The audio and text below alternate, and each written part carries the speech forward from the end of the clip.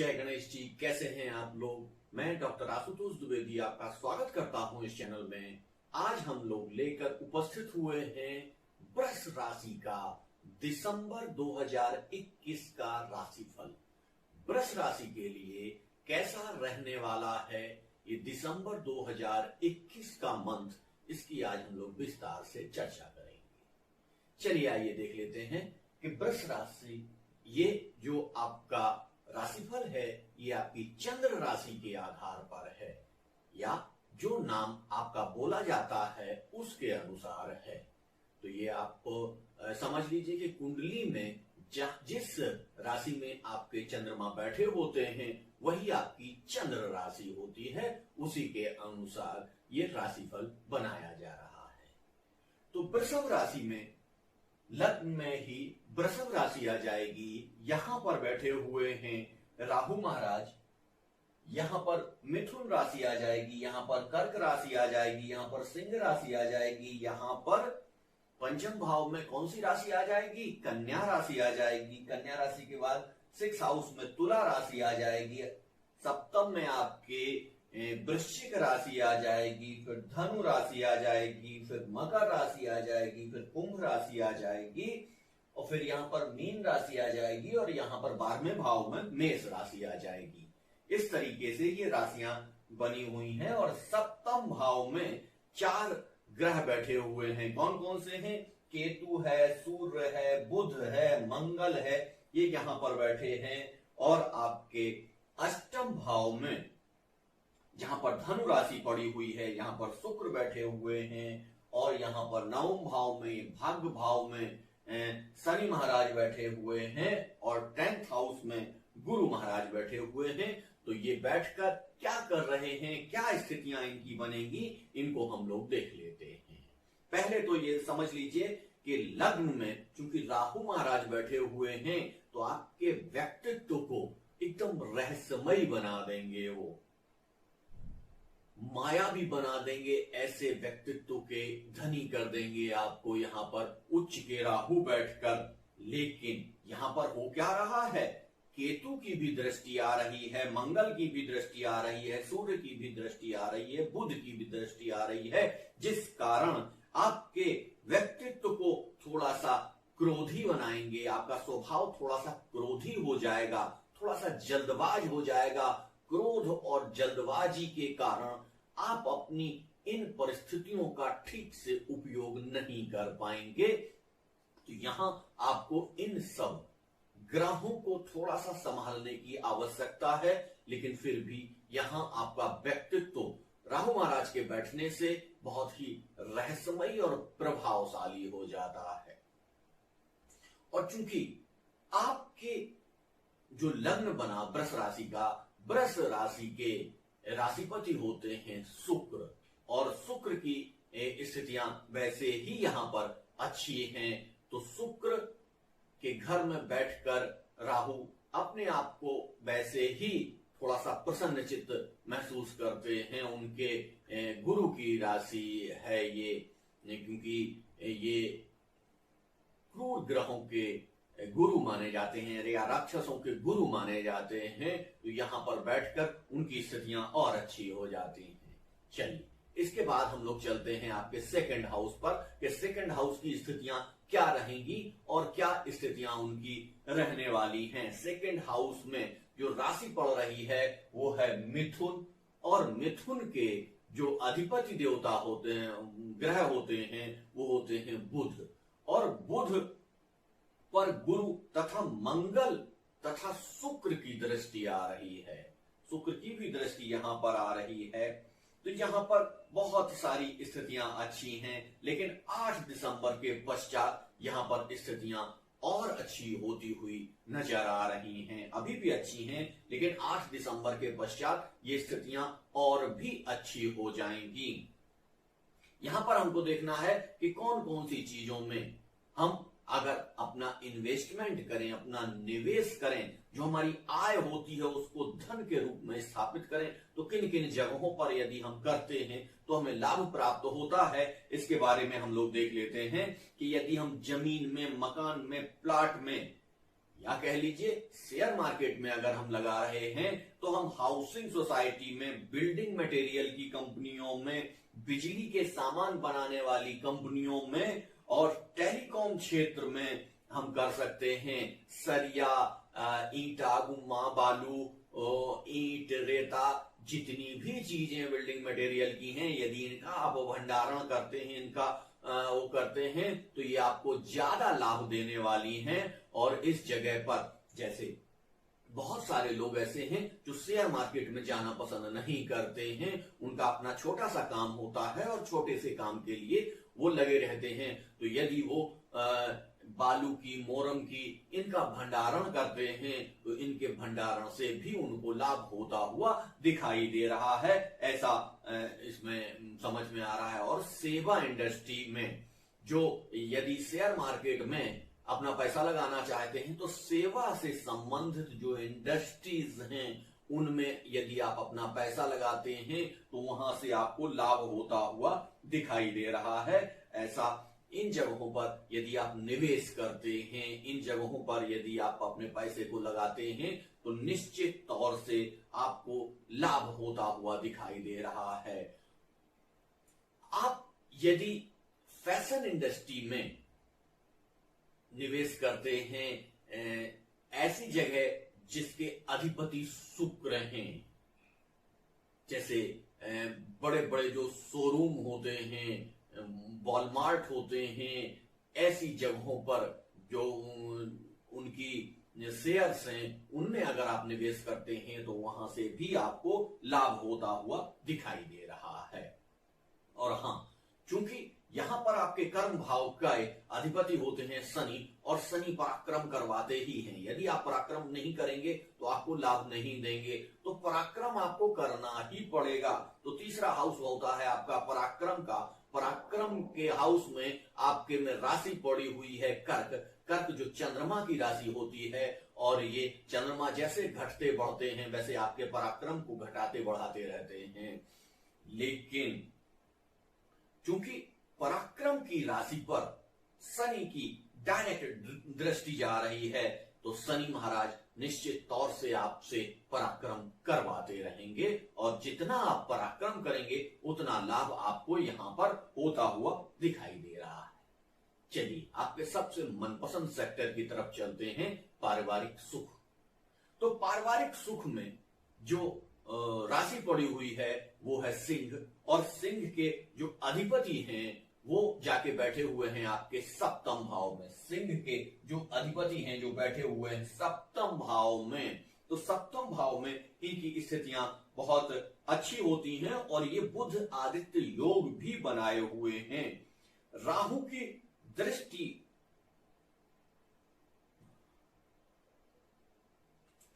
राहु की डायरेक्ट इनके ऊपर दृष्टि पड़ रही है, तो इस वजह से थोड़ी सी स्थितियां इनकी कमजोर नजर आ रही हैं। लेकिन इसके बावजूद भी गुरु की डायरेक्ट सप्तम दृष्टि, अमृतमयी दृष्टि वहां पर पहुंच रही है, तो निश्चित तौर से आपको यहां पर पारिवारिक सुख मिलेगा, पारिवारिक सम्मान मिलेगा, परिवार के सहयोग से सुख, सम्मान, यश, पद, प्रतिष्ठा, सारी चीजें आपको प्राप्त होंगी। यदि कोई पारिवारिक प्रॉपर्टी आपको में कोई दिक्कत थी तो यहाँ उसका समाधान होता हुआ नजर आ रहा है। यदि आप पैतृक प्रॉपर्टी पर कोई निर्माण करवाना चाहते हैं तो यहाँ निर्माण कार्य प्रारंभ हो सकता है, ऐसी स्थितियां बनेंगी। और यदि कोई आप प्रॉपर्टी खरीदना चाहते हैं तो माता के सहयोग से वो भी पूरी हो सकती है, या परिवार के ही सहयोग से, पूरे परिवार के सहयोग से वो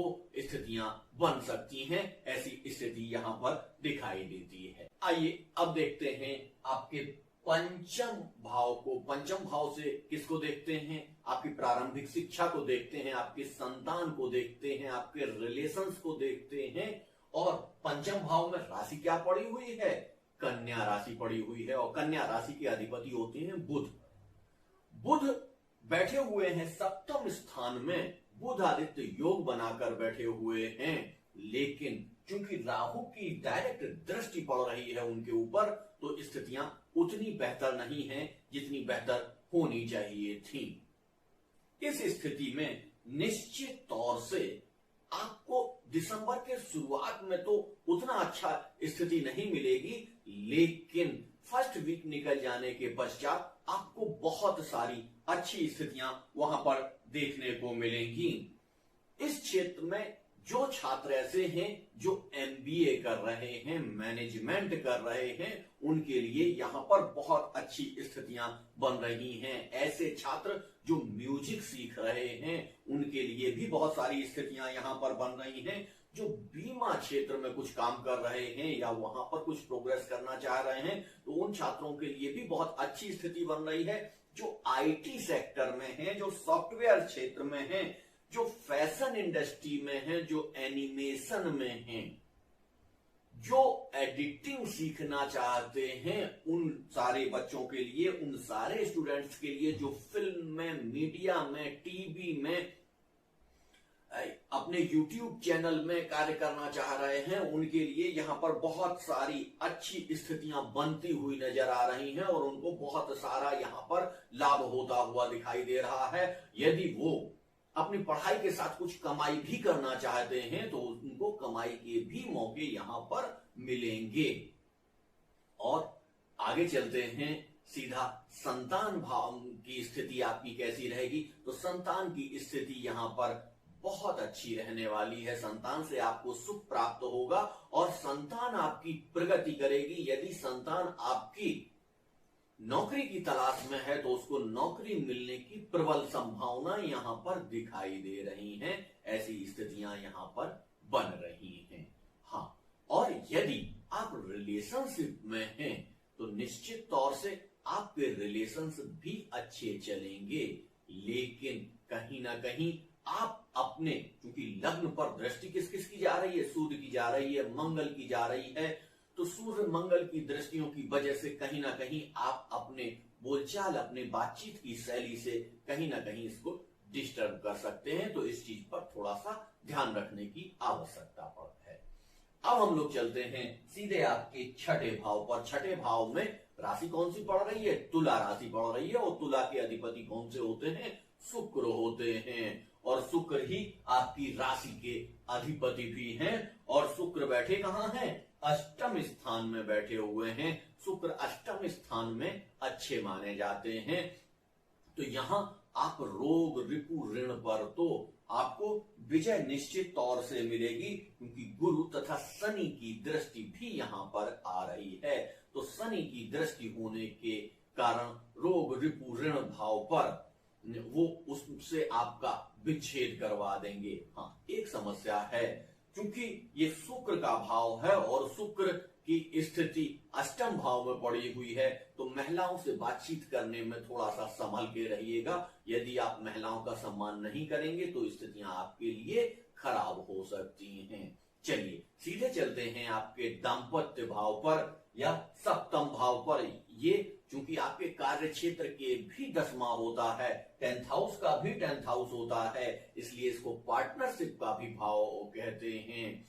जब आपके सुख का भाव हम देखते हैं तो आपके मां का भाव देखते हैं, लेकिन यहां पर दाम्पत्य सुख का और आपके पार्टनर के भाव के रूप में इसको जाना जाता है। तो देख लेते हैं कि क्या हो रहा है यहां पर। यहां पर 4 ग्रह बैठकर उस क्षेत्र में अत्यधिक ऊर्जा भर दे रहे हैं, अत्यधिक गर्मी भर दे रहे हैं। तो निश्चित तौर से यहां पर दाम्पत्य की स्थितियां उतनी अच्छी नजर नहीं आ रही हैं। 16 दिसंबर के पश्चात जब सूर्य वहां से हट जाएंगे, सप्तम भाव से आगे चले जाएंगे, तब स्थितियां कुछ अलग दिखाई देंगी, कुछ अच्छी दिखाई देंगी। ऐसी स्थितियों में चूंकि आपके सप्तम भाव के मालिक कौन हो रहे हैं? मंगल हो रहे हैं। इसके अधिपति हैं मंगल। हमने आपको बताया था कि छठवें भाव के अधिपति होते हैं शुक्र।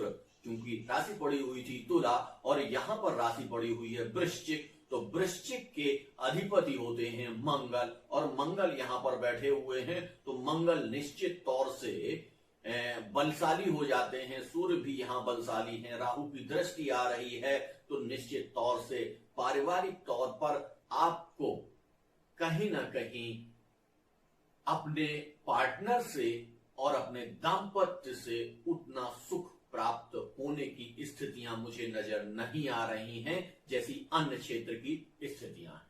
चलिए आगे चलते हैं, आपके अष्टम भाव में देख लेते हैं। आपके अष्टम भाव में यहां राशि पड़ी हुई है धनु। धनु जिसके अधिपति हैं गुरु, और गुरु की राशि में बैठे हुए हैं शुक्र।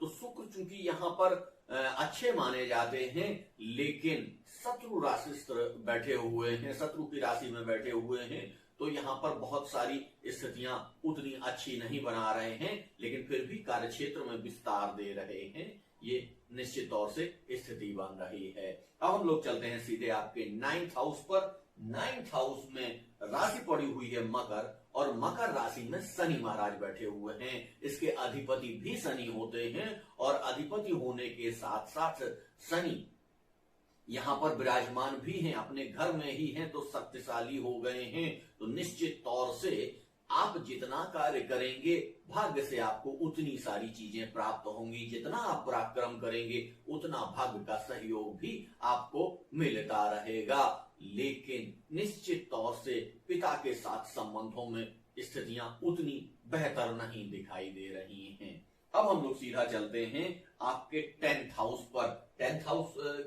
में जो राशि पड़ी हुई है वो है कुंभ, और यहाँ पर बैठे कौन हैं? गुरु महाराज बैठे हुए हैं। तो गुरु महाराज को यहाँ पर दिग्बली भी माना जाता है। तो गुरु महाराज यहाँ बैठकर बहुत सारे अच्छे कार्य करवा रहे हैं। तो 11th और 10th को हम एक साथ ही बता देते हैं। 11th और 10th को अलग अलग बताने में स्थितियां कई बार बहुत वीडियो बड़ा हो जाता है, इसलिए बहुत सारी समस्याएं भी देखने को मिल जाती हैं। यहां पर क्योंकि 10th हाउस शनि महाराज का है, और शनि महाराज के यहां बैठे हैं गुरु, तो निश्चित तौर से आप ऐसे कार्यों में जो सेवा क्षेत्र है, उसमें सेवा क्षेत्र कौन कौन सा है? आप नाई हैं, बार्बर हैं, ब्यूटी पार्लर की दुकान चलाते हैं, आप कॉन्ट्रैक्टर लेबर के ठेकेदारी करते हैं, आप और सारे जो भी सेवा के क्षेत्र हैं वहां से सेवा प्रदान करते हैं। घर में कार्य करने वाले जो आपके लेबर्स हैं, वो उन सारे लोगों को यहाँ पर बहुत सारा लाभ होता हुआ दिखाई दे रहा है। और इसके साथ साथ जो लोग ट्रांसपोर्ट में हैं, जो लोग माइनिंग में हैं, जो लोग हर्बल प्रोडक्ट बना रहे हैं, जो लोग पत्रकार हैं, उनके कार्य क्षेत्र में भी बहुत विस्तार यहां पर नजर आ रहा है। जो लोग YouTube चैनल चला रहे हैं, जो लोग मीडिया में हैं, जो एंटरटेनमेंट में काम कर रहे हैं, जो एंटीक का काम कर रहे हैं, उनके लिए भी यहाँ पर बहुत सारा लाभ दिखाई दे रहा है।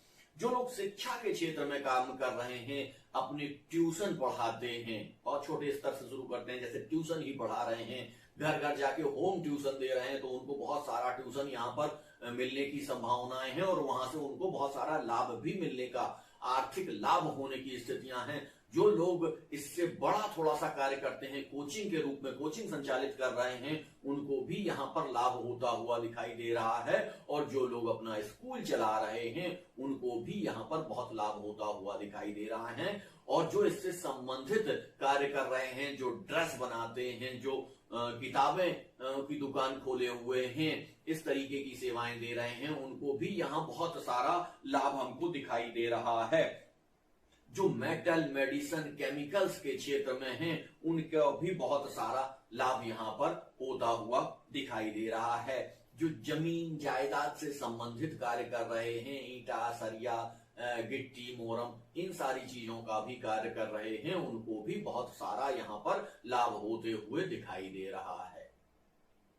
और इन सारी स्थितियों के कारण निश्चित तौर से आपको एक बड़ा लाभ होते हुए हमें यहाँ पर दिखाई दे रहा है। इन्वेस्टमेंट के क्षेत्र में मैंने पहले आपको बता ही दिया था कि किन किन क्षेत्रों में आप इन्वेस्टमेंट कर सकते हैं। हाँ, यहाँ पर कुछ उपाय आपको करने आवश्यक है, लेकिन उपाय बताने से पहले एक इंपॉर्टेंट सूचना, हमारे जिन मित्रों ने, हमारे जिन दर्शकों ने हमारे इस चैनल को सब्सक्राइब नहीं किया है, तो प्लीज इसको सब्सक्राइब कर लीजिए। और यदि आपको वीडियो अच्छा लग रहा है, आपको लगता है कि और भी वृष राशि के लोग ऐसे हैं जो इसे देखकर लाभान्वित हो सकते हैं, तो उनको अधिक से अधिक शेयर करें। चलिए आइए उपाय देख लेते हैं कि किन किन चीजों का हमें उपाय करना है। तो इसमें सबसे पहले सूर्य का उपाय हमें करना पड़ेगा। सूर्य को हम अर्घ दे सकते हैं, सूर्य की स्थितियां हम लोग ठीक कर सकते हैं, और सूर्य के साथ साथ हमें बुध की भी स्थितियां यहाँ पर ठीक करनी पड़ेंगी। और बुध के लिए सबसे आसान उपाय है गणपति की आराधना। गणपति को हरी दूब अर्पण करना ये बहुत अच्छा उपाय है, और ये मैं हमेशा वैदिक उपाय ही बताता हूं, तांत्रिक उपाय नहीं बताता हूं। चलिए, और इसके साथ साथ यदि आप अपने आय में, आपके कार्य क्षेत्र में और विस्तार चाहते हैं तो इसके लिए आप गुरु की आराधना भी कर सकते हैं, गुरु के उपाय भी कर सकते हैं। गुरु का उपाय जैसा मैं हमेशा बताता हूं कि गुरु के उपाय के रूप में यदि आप गाय को चारा खिलाते हैं, हरा चारा खिलाते हैं, तो बुध का भी उपाय हो रहा है और गुरु का भी। और जब आप चारा खिलाने जाएं तो उसकी गर्दन के पीछे जो उभरा हुआ भाग होता है उसको गुरु माना जाता है, और उसको सहला के आप अपने गुरु को प्रसन्न कर सकते हैं, गुरु को अच्छा कर सकते हैं, जिससे बहुत सारा आपके आय में वृद्धि होगी, आपके कार्य क्षेत्र में वृद्धि होगी। जब आप आय में और कार्य क्षेत्र में लगे रहेंगे तो निश्चित तौर से जो आपकी पारिवारिक यानी कि कह लीजिए दाम्पत्य की स्थितियां गड़बड़ हो रही हैं वो भी संभल जाएंगी, क्योंकि टाइम ही कम रहेगा, झगड़ा ही कम होगा। निश्चित तौर से ये मंत्र आपके लिए बहुत सारी आय और बहुत सारे कार्य क्षेत्र में विस्तार लेकर आया है। तो आज का वीडियो यहीं तक, कल पुनः उपस्थित होऊंगा। जय गणेश जी, धन्यवाद।